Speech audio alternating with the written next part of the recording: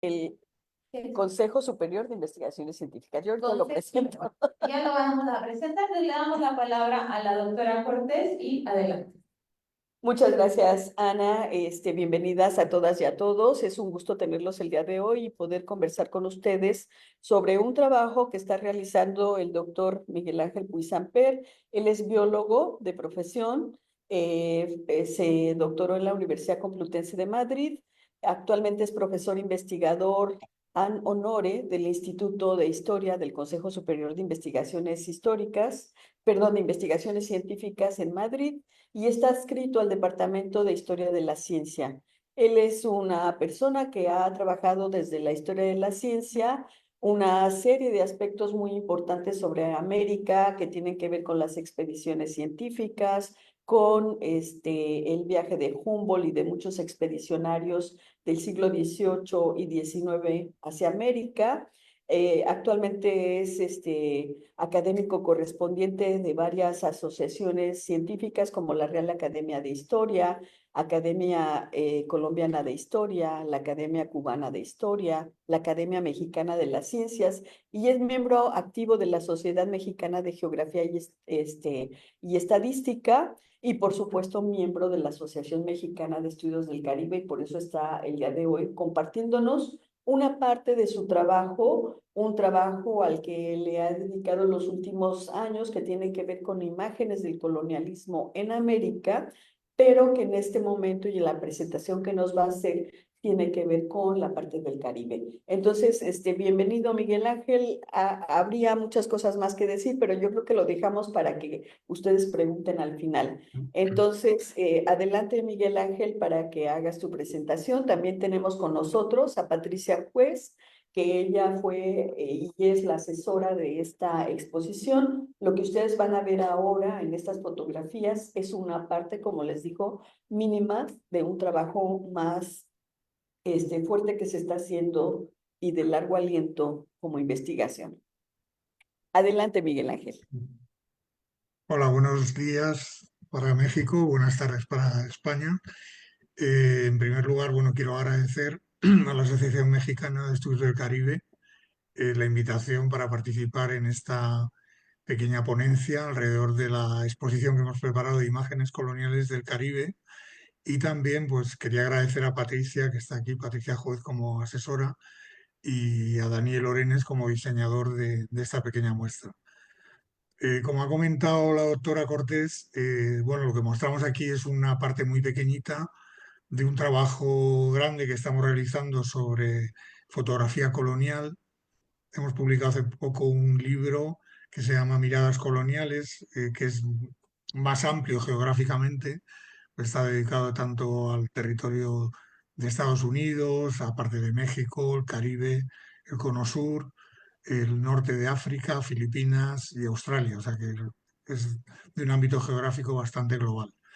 Pero aquí, bueno, pues queríamos destacar un poco lo que tiene relación con el Caribe, ya que es la Asociación Mexicana de Estudios del Caribe la que nos había pedido esta pequeña muestra y es un poco lo que os vamos a enseñar y bueno, pues con una ponencia pequeñita y mejor quedando a vuestra disposición por si queréis preguntar algo en relación a esto, que por otra parte se conecta desgraciadamente con parte de la realidad política actual, ¿no? Con la emergencia de neoimperialismos, ¿no?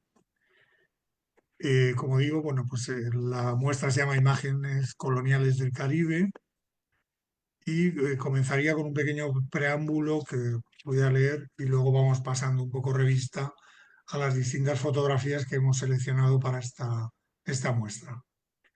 El colonialismo y el imperialismo que los europeos y estadounidenses practicaron a lo largo del siglo XIX y comienzos del XX calificaron de diferentes o salvajes a los dominados, una caracterización que legitimaba la apropiación de sus territorios y la explotación de sus recursos naturales, además de su sometimiento. En definitiva, para los dominadores, los pueblos colonizados eran culturas inferiores destinadas a desaparecer por, entre comillas, el avance de la civilización. Todas estas imágenes corresponden a una época en la que una parte de la humanidad, la occidental, violentaba y exhibía a la otra parte cosificándola, considerándola bárbara o atrasada. Presentamos en esta exposición fotografías coloniales del Caribe, muchas de ellas de la Biblioteca Nacional de París, otras de fondos estadounidenses y puertorriqueños, y las más encontradas en los fondos del Museo de Historia Natural de París, correspondientes a la antigua Société d'Anthropologie, realizadas por distintos fotógrafos, antropólogos, viajeros, etcétera, entre 1859 y 1871 en Cuba, Haití, Martinica, México, etcétera. En el curso de nuestra investigación sobre la obra fotográfica antropológica de uno de los principales exponentes de la antropología física y de la fotografía antropológica en Francia, el príncipe Roland Bonaparte, hemos detectado una importante colección fotográfica en esos fondos del Museo de Historia Natural de París que se correspondían con esa Société d'Anthropologie, con diversos álbumes que contienen fotografías realizadas en ese periodo de tiempo del que hemos hablado. De hecho, hay un álbum, son varios álbumes, pero 15 exactamente, pero el número 7 de esta Société está dedicado a América y tiene nada más y nada menos que 179 imágenes de carácter antropológico. Sabemos que desde 1859 aproximadamente la Société iba coleccionando fotografías de carácter colonial con el envío de imágenes por antropólogos, viajeros o arqueólogos, que fue incrementándose hasta finales de la década de los 80.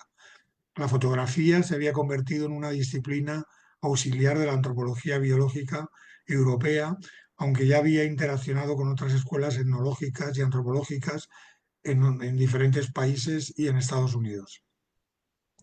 Como indica la propia página del Museo de Historia Natural de París, donde se encuentran estos fondos, este archivo llegó al museo en el año 2010, anteriormente lo tenía la propia Société y no tenía un plan de organización claro, y luego fue en este museo donde se fue diferenciando las distintas fotografías y las distintas donaciones, casi siempre correspondientes a fotógrafos o antropólogos del siglo XIX como Paul Broca, Desiré Charnay, Manoubrier, Adrien de Mortillet, Prunervier, etc.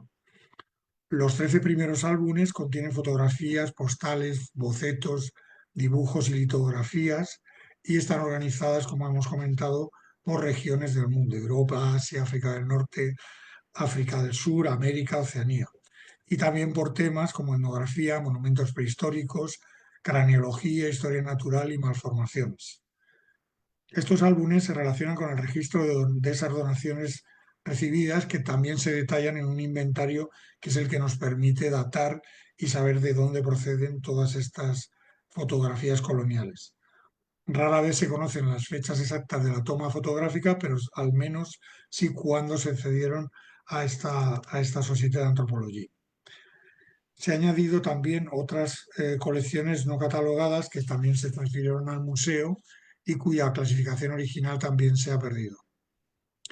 La colección de estas imágenes de la Société d'Anthropologie de París hace hincapié en las especificaciones de la tipología de los seres humanos según las características morfológicas, especialmente biológicas, aunque también étnicas o sociales, de acuerdo a los principios de esa antropología que fundó el anatomista Paul Broca en 1859. En la colección de esta Société encontramos unas fotografías antropológicas de Martinica, sin fotógrafo identificado y con un cierto valor costumbrista, a diferencia de otras que se especifican más con esas fotografías de frente y de perfil que se corresponden más con las primeras fotografías de antropología física que luego se derivaron hacia la antropología criminal y la criminología. Ay, perdón, que esto se ha ido. Perdón, a ver.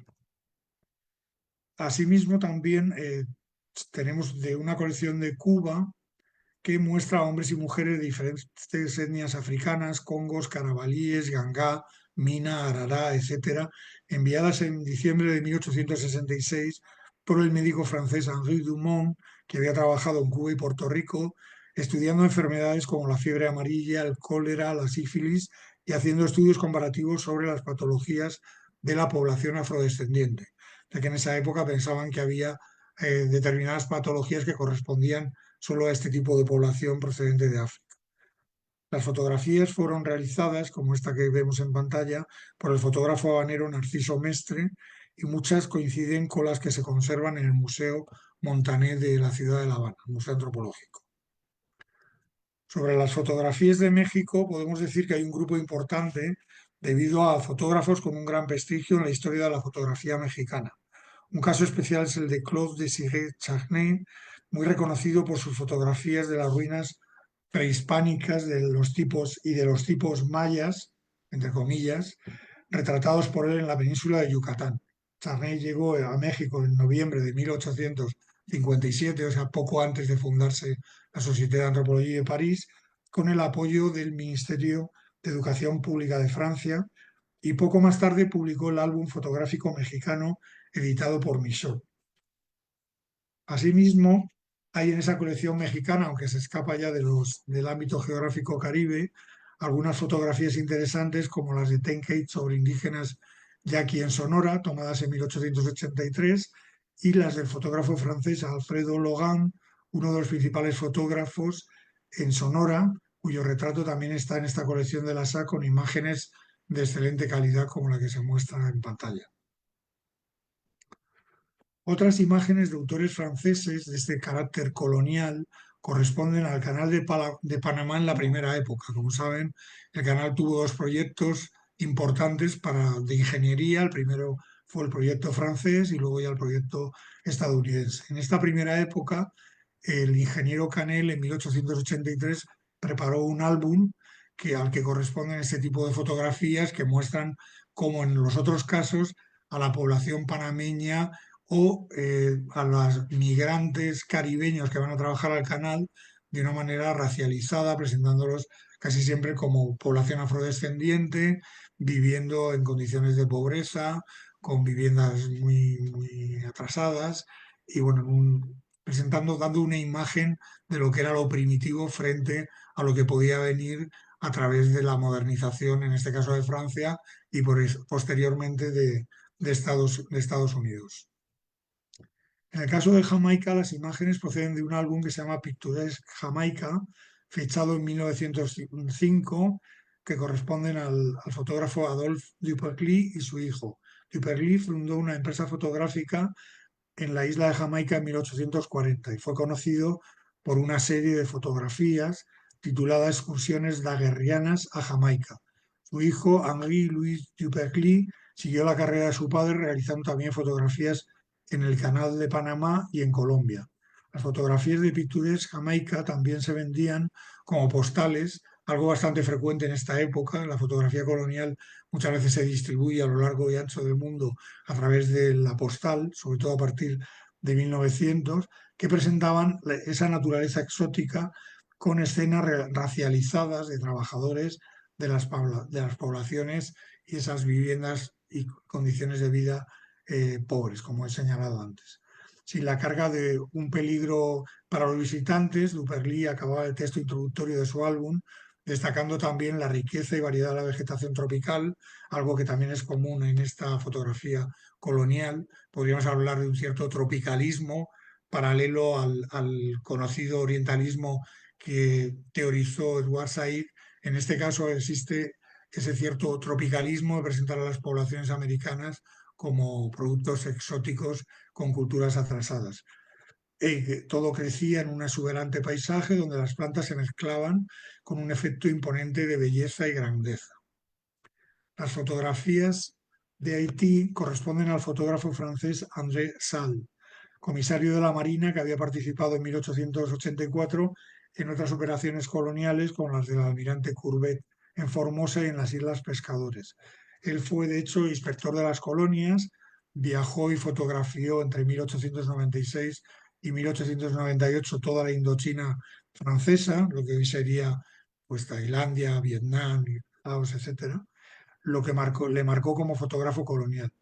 Visitó además muchas colonias como Guadalupe y Haití, al que corresponden estas fotografías.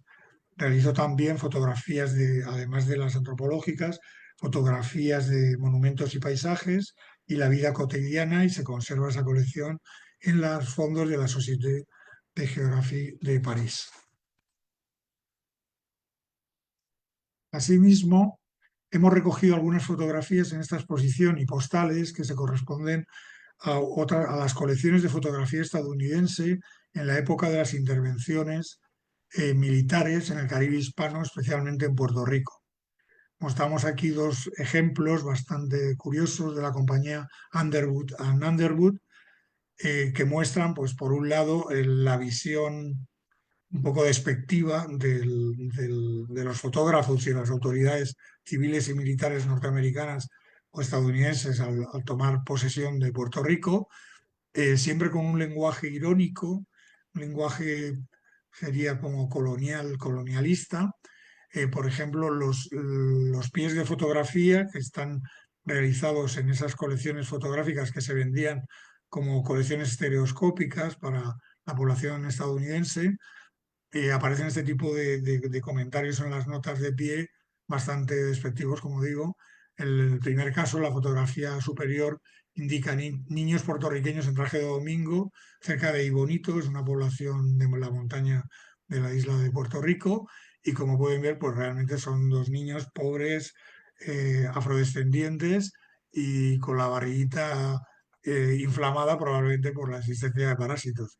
Y en el caso inferior, bueno, pues es como una ironía sobre las bellezas puertorriqueñas, mostrando tres mujeres jóvenes de origen afro ante viviendas también bastante pobres. Como digo, hay toda una serie bastante larga de estas compañías de Underwood y también de otra que se llama Keystone, en la que se muestra, pues, a esta población y también a la cubana de una manera bastante despectiva.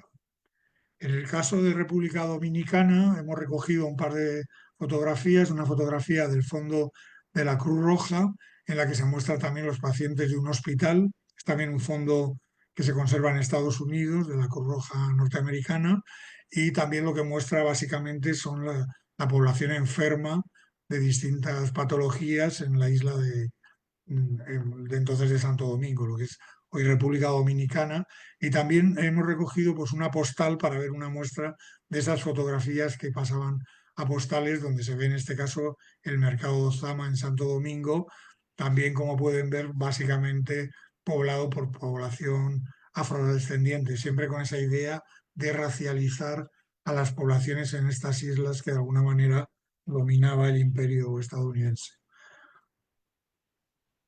Los discursos coloniales elaborados en Estados Unidos a finales del siglo XIX y durante los primeros años del XX, tras esa guerra que se ha denominado hispano-cubana norteamericana, especialmente lo que se refería a esas Antillas y también a las Islas Filipinas, atendieron a varios objetivos. Fueron una exposición a la vez que una justificación de por qué y cómo gobernar con el ánimo de influir en la opinión pública, y para ello tuvieron que construir una alteridad subalterna a partir de imágenes estereotipadas.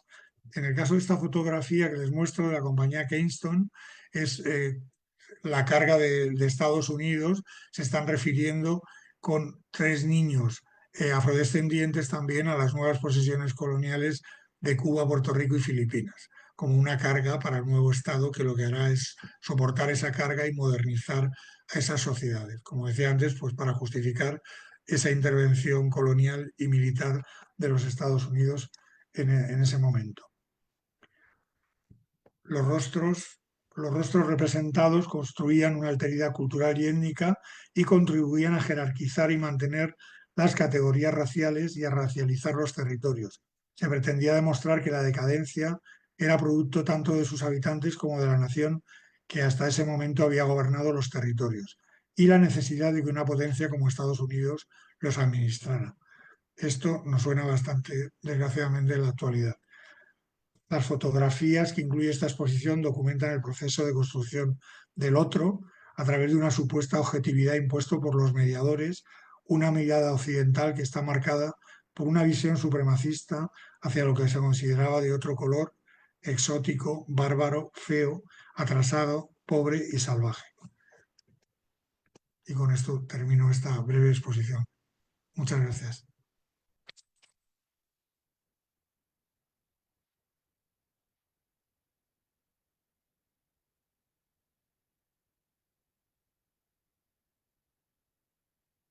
No sé si hay preguntas ahora a continuación o cómo es la dinámica.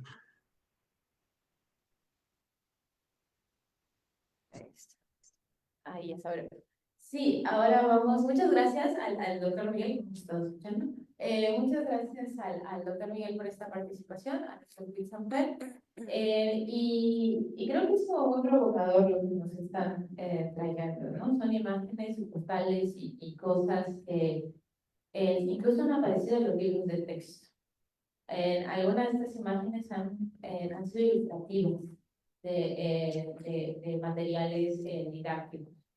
Y muchas de estas imágenes en diferentes lugares, como por ejemplo en Santo Domingo y en Haití, justificaron incluso la matanza de una población, ¿no? Entonces, lo que enseñamos en la escuela, pues debe ser muy crítico, ¿no? Con lo que, porque tiene siempre, o sea, los materiales que estamos haciendo, las cuestiones que estamos revisando, no es una foto inocente para ilustrar. O sea, hay todo un discurso detrás y nos quedan unos minutitos para unas preguntas, para comentarios. Y creo que es un buen momento para dialogar sobre eso. ¿Tenemos alguna pregunta, comentario sobre el trabajo? Las mismas, parte de las exposiciones, perdón, de las fotografías que se presentaron, son las mismas que están en los paneles. Las podemos ver ahorita a más a detalle para que justamente las vamos a tener aquí. Han estado también a lo largo de la feria para que puedan ver mucho más a detalle lo que nos presentaba el doctor. Y otras, como por ejemplo lo que vimos de los indios yaquis, o sea, pertenecen a la colección mayor que abarca un escenario, ¿no? Porque no, desgraciadamente este discurso no fue exclusivamente para el Caribe, ¿no? Sino ha sido una postura global para entender a la otra edad y en donde el color de la piel pues, ha importado mucho, ¿no? Para esta toma de decisiones. No sé si tenemos algún comentario, pregunta. Adelante.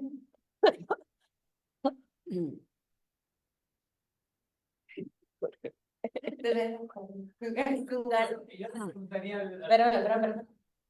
Sí.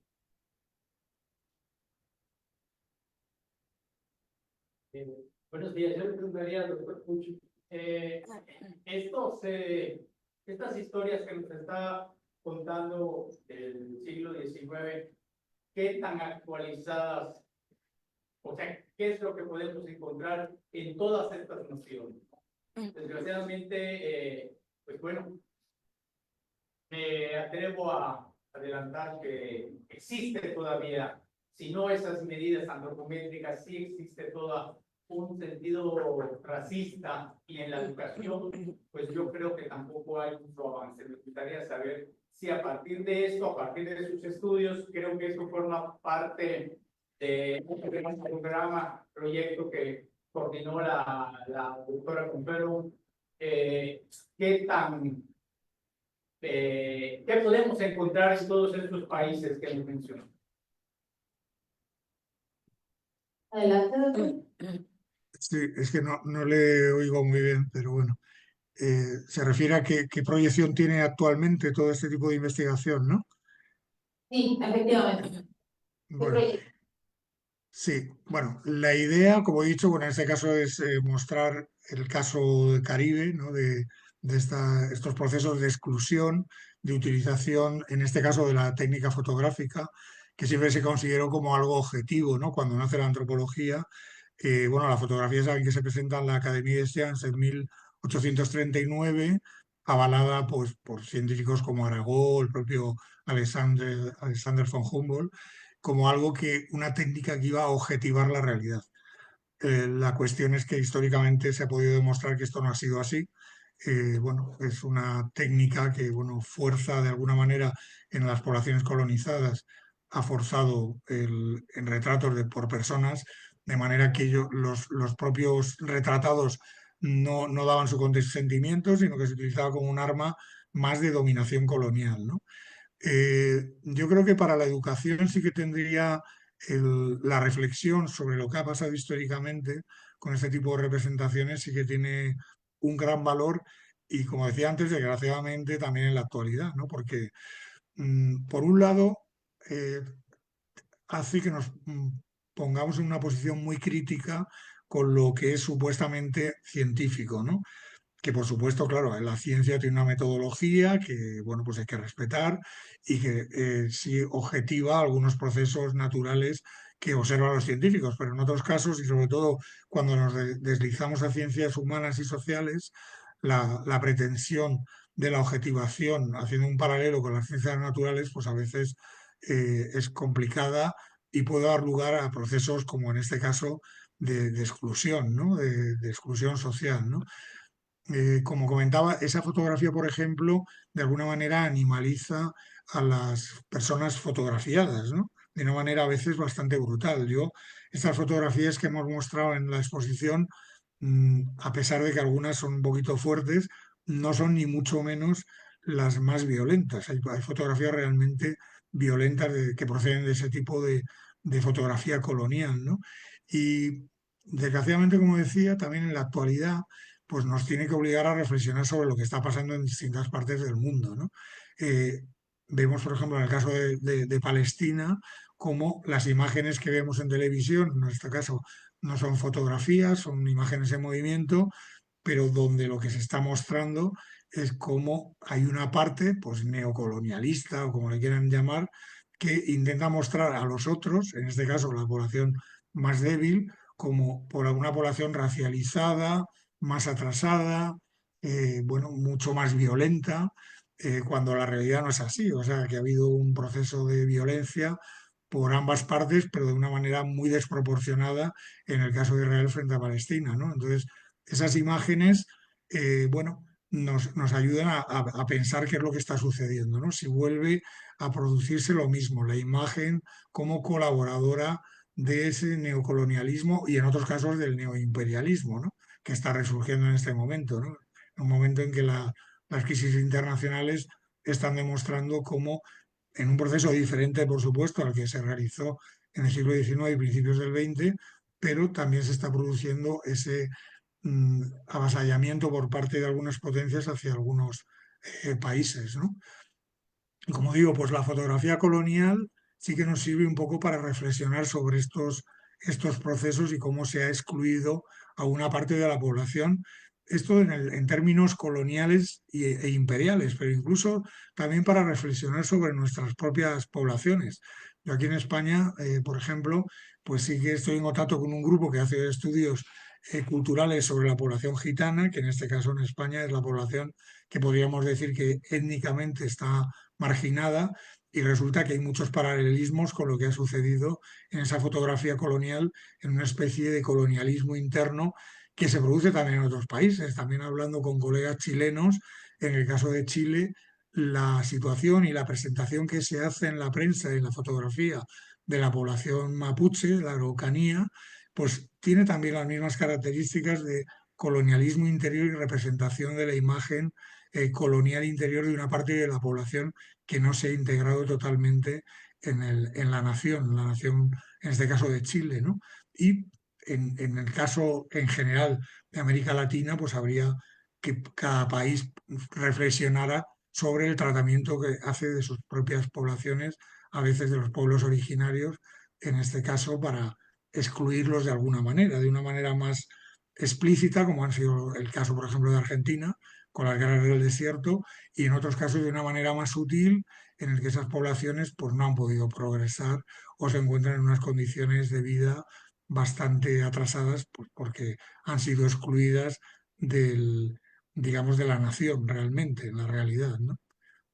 No sé si te respondo o habría que decir más, pero bueno, tampoco quiero extenderme tanto. No, Sí, muchas gracias. Sí, nos responde la pregunta. Tenemos chance para una preguntita más antes de la siguiente mesa y de tomarnos unos minutitos para recorrer antes de para poder observar la fotografía. ¿Algún comentario? Un adelante. Bueno, realmente no es una pregunta, es un comentario con lo que usted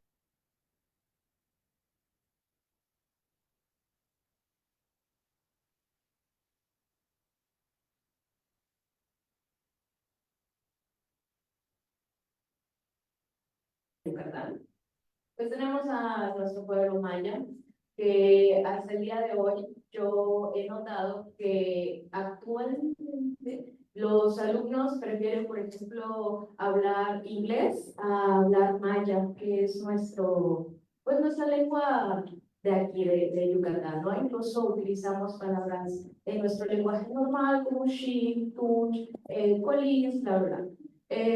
Cuando nosotros lo tomamos en la escuela, algunos ni siquiera saben, dicen, maestra, yo no conozco palabras de maya, maestra, tal cosa.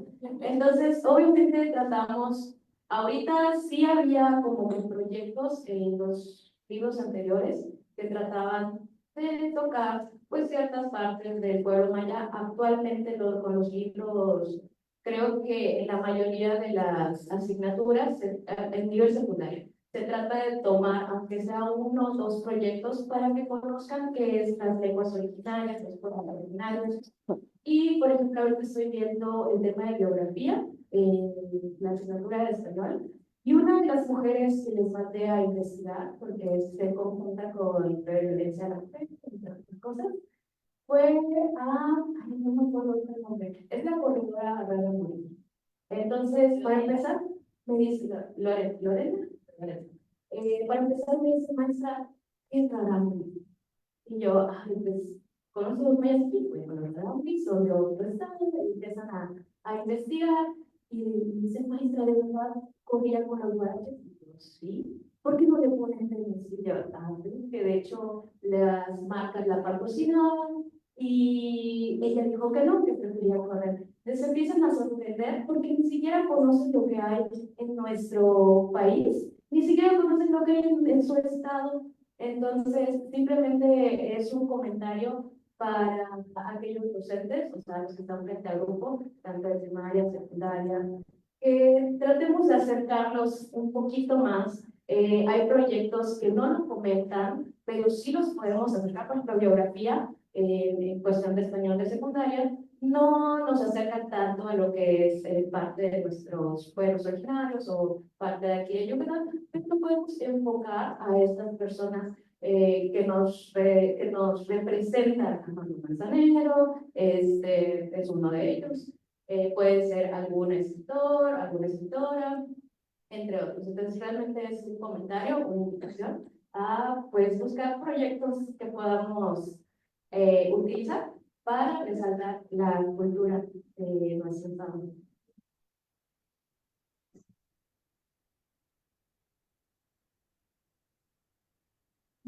No me gusta. Viene una pregunta más. A ver, buenos días.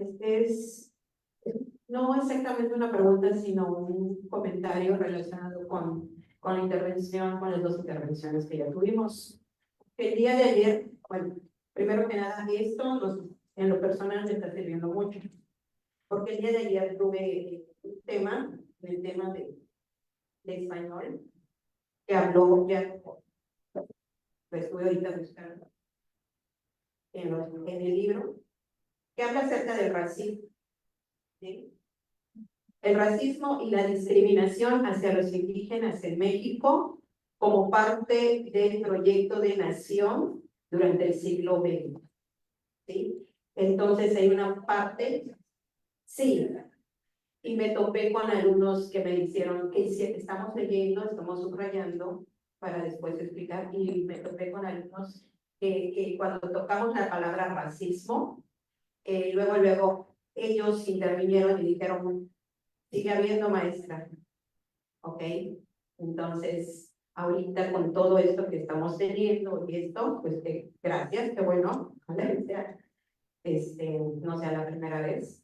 Y con lo que acaba de decir la intervención anterior, bueno, pues nos lleva a un análisis de la parte donde nosotros como docentes caminemos y formemos y les demos más información acerca de que realmente, bueno, el libro dice una cosa, pero los alumnos tienen en la mente otra cosa. Entonces, pues por ahí vamos, nuestro camino es un trabajo más, poner más énfasis en esos puntos. Se supone, cuando estamos hablando del siglo XX, ¿qué pasó con esos dos temas? Sí, gracias. Muchísimas gracias. Vamos a ir concluyendo esta mesa para dar chance de dar una miradita rápida o más específica. Vale la pena detenerse a ver cada una de estas imágenes y vamos a encontrar, como bien apunta el doctor Ojeda, pues resonancias muy actuales.